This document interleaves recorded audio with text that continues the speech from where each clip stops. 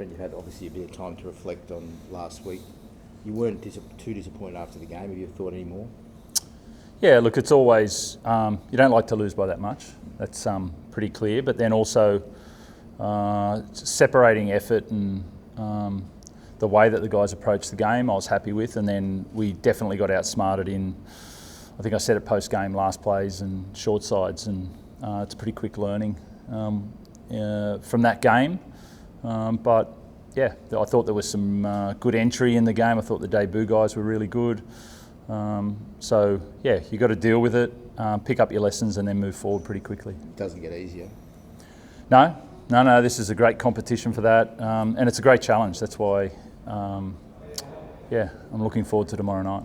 How do you stay upbeat? Like, what's the process that goes through your mind? Yeah, the process is coaching. That's people see the result of coaching, but the continual process of whether it's small things, technical things, tactical things. You've got individuals and then team. It's the joy of seeing a group move from one point to the next, and that's why after last weekend, you're excited about, you coach them all week and they coach themselves and discussions, and then let's go again. Human nature and how we adapt and improve. That's the exciting part. Do you acknowledge it's going to be a harder season? No, I don't like to project that. I don't think it's the right way to look at things. I think you've got to be honest about where you're at right now, but then you don't project what the future is going to look like and say it's going to be difficult. You will improve each month. I know that, and so coaching towards that. You don't want to label the next 6 months as something. I don't think that's the right thing to do. I think you naturally you want to improve the team and stay positive. Are you conscious of that? Like, it is a younger squad, and I think you had 3 rookies the other day. Yeah. Are you conscious of that message in terms of, because there is a lot of external noise, but it's not going to, stressing to the debutants that it's not going to be losses every week? Yeah, they just got started. They have hundreds of family members at a game, and that's for me to assume that. That's not for them. I thought they did really well, and I want improvement out of them this week, and that's what the club's for, that's what I'm for, and then taking a 19, 20, 21-year-old and taking them through those steps is, that's sport, and that's really enjoyable. Rob, I understand there's a young man coming into the squad tomorrow. What can you tell us about Hugo? Yeah, Hugo's a local boy.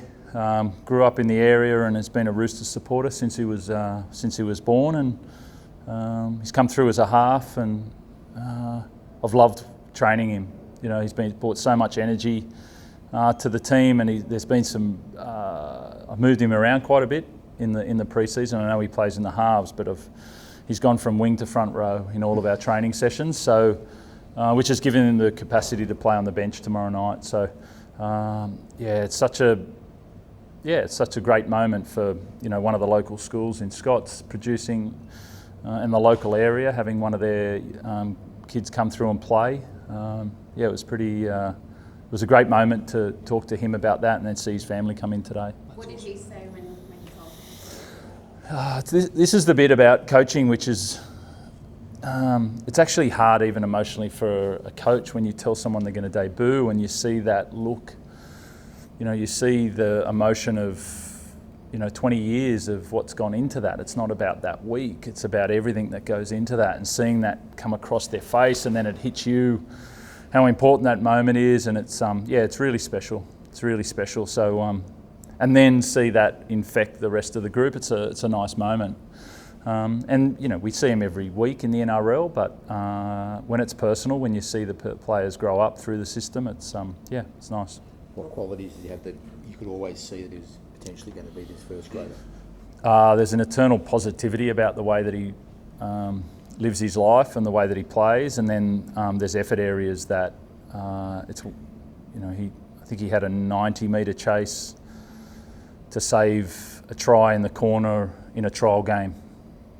A metre from the line, and that that speaks volumes about somebody, about how much they care, and probably that play, that's not the reason, but that play summarised a lot about who he is, and we want that. I was away. I don't know if you talked about it before, but Joey Manu not coming back, is that something you guys are now resigned to, and it's a fact, or? We were resigned to that a long time ago. Right. Sorry. I don't know who Yeah. was. Well, it's being reported that he'd probably come back this year. Yeah, that was never the case. Right. So yeah, I've known probably for, what are we, March? Yeah, probably for about 6 to 9 months what his next move is, and it wasn't back here. So yeah, that was never the case. I don't know whether it's come out where he's going next. Right, so. Yeah, that was 6-9 months ago. So So we were the ones in the dark, not you. you guys, how does it work here? You guys know stuff before I know it, and then there's some bits there that we try and keep from you for as long as possible. So is that the game we play? Yeah. Yep. So, but you're confident you've got the depth in that area and the coverage. Yeah.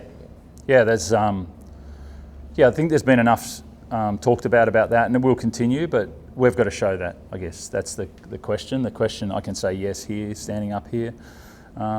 We believe in the guys that we've got in those areas, and we just need to prove that. We need to show that they can deliver at the NRL level. Trent, you mentioned speaking of outside backs, you got Billy Smith.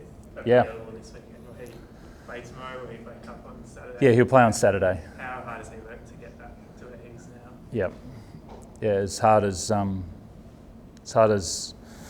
anybody works in the game to get back on the field and play, and to see the effort that he goes through to play the game is rare, and that's why it'll be great to see him out there on Saturday. Trent, you mentioned Hugo can play all around the park. Yep. Where do you expect he'll fit in on Friday night? Could he have a bit of time in the halves? No, that's not the plan. He's obviously there as coverage for all different positions, but he can play, because of training, he can play anywhere in the pack and anywhere in the back line. So, yeah, he'll get on there and play with the style that Hugo plays with, but what position? Yeah, it's going to be varied. A couple of ex-Roosters on the weekend. Tilly and Terrell had some really big performances. Yeah. I guess externally, it'd be as if people to go, oh, the Roosters made a mistake letting those guys go, but he's still comfortable. That was the right call in terms of backing the juniors you've got coming through. Yeah, definitely. Yep. Yeah, that's there's always going to be people's opinion on that, and I think there's been a lot, and that's fine, you know. But yeah, that's the choice we made, and we're really clear on where we're going. Is there a party that's still happy to see those guys do well? Obviously, Of course. That's, you know, you really want that. I think I've been asked about that before. You really want any players that you've coached. You know, if someone leaves, you still want to see them go well, and that's why you know, a lot of the times you still have contact with a lot of those players that leave. So yeah, that's you always want them to play well, you know, and to get the best out of them, because you've seen what goes behind that player rather than just on the field. Speaking of opinions, Robbo, how's Victor going? Because after the incident, there were some pretty hysterical headlines, and then I saw him on NRL 360 on Tuesday, and he looked fine. How is he now? He's fine. Still fine? He's still fine. Yep. That's good. Yes, he's. It's hard. Like this is a topic. I think I've spoken about it at length. The unknown science of it. I think we've done as much research as any club, and we're really clear on our processes around that. So he's been really good. He's been going through his protocols, and we don't like to see that. But we also, yeah, he's in a really good place and training well. It's been a really difficult week, Robbo. First they tell us we can't speak to Graham on Monday, and now apparently you can't talk about referees after games or at press conferences. Can I ask your opinion on it? Like the transparency and everything? Someone mentioned this morning, but apparently you'll be fined if we ask you about a referee decision and you decide to go into it. Can I just get your views? Like, do we need transparency? Is it unfair to sort of gag coaches from addressing issues like that? Yeah, like I think, you know, we get a good platform post-match and people do watch that. So I understand we have to be careful in what we say.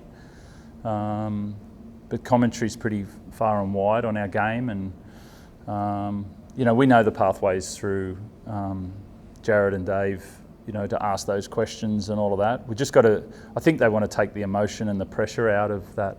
I think we do, you know, I think I've done it at different times. I think commentary, speaks a lot about referees. We do that a lot in our game more than, but I think, you can start with the coaches. That's probably a start, but we could spread that a bit wider than what we do, rather than just coaches. I think there's a lot of commentary in the way that we broadcast around refereeing and refereeing decisions. So, I don't mind. I got to stay away from it anyway. So, I better read up on what I can and can't say, or I just don't say anything. I'll try not to ask. Yeah, don't ask. Yeah, you guys should get fined for asking those questions. Trent, just back on Victor C. What are you saying? You haven't got any long-term concerns for him, is that what you're saying? No, not with the head. For other stuff I do, but For other stuff. he's on the knowledge that we know about the brain and how it works and its plasticity and the recovery, all of that. No, I don't have concerns. And the club's got the Beatson name coming back in, or is part of. Can you tell us a little bit about that? Yeah, Billy, young kid Billy's 15 or about to turn 15 and signed on to the club, which is great. Billy's been coming through our juniors for quite a while. Mark works in the local area and that, and also in the junior reps. And it's great to have, there was only one place. He could have probably started at Balmain Tigers, but Beatso's a legend, and as we know, this is his home. So to have Billy sign on, and he loves his footy, absolutely loves his footy, and he's all at junior reps and local league, and so it's great to have Billy on. Front row? Yeah, Billy's he's in the middle. He's got great footwork. He's got really good balance, like Artie did. We've got to be careful with that, but he's got really good power and agility for a young kid. Just to keep jumping around on it. Yep. Brandon Smith linked to Souths. If it meant Brandon getting his future sorted, would you consider release early this year, or how are you? The hypotheticals. Yeah. No, I didn't. To be honest, I walked into the game and I saw it on the news. That's as much as I've seen about it. So we won't get into hypotheticals around all of that. Brandon's training well. He's working hard and he's getting ready for sort of mid-June. So that's our focus. It'd be good to get Brandon and Sammy back. I had a couple of suggestions. You bringing Jared back from the Super League. Can you explore that? What was the interest? Again, I heard that this morning. Someone asked me about it. Can we make sure that there's multiple sources before we ask that we love Jared and he'll walk back in these doors as a greying father doing some other job at some point, but not playing. So, I think he's enjoying whole KR and that. But again,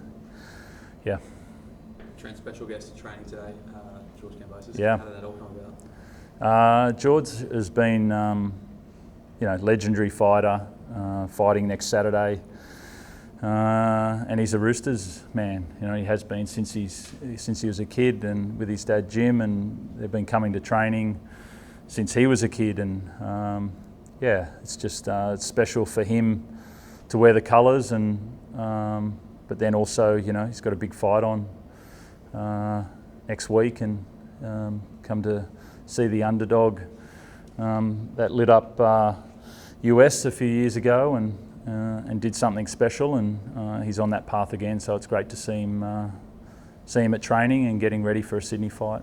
Is there anything you can teach the boys in terms of a fighter's mentality or anything like that? Definitely, George has come in before and talked to us just about that mentality of the individual stepping in the ring. That's basically what team sports are. If you view it that way, you're an individual that steps in the ring, and then you combine that with the team, and to have that fighter mentality, like George, going into the ring, and then you combine that with your teammates around you. That's the mindset that you need. Just on Penrith, you came back from Vegas last time. They're doing that now. Is it a good time to get them, or is it a better time to get them? Yeah, I don't think it's dangerous to view the opposition in one way or the other. You always prepare for the best and keep that mindset intact. You don't try and judge what the opposition's, how they're going to turn up.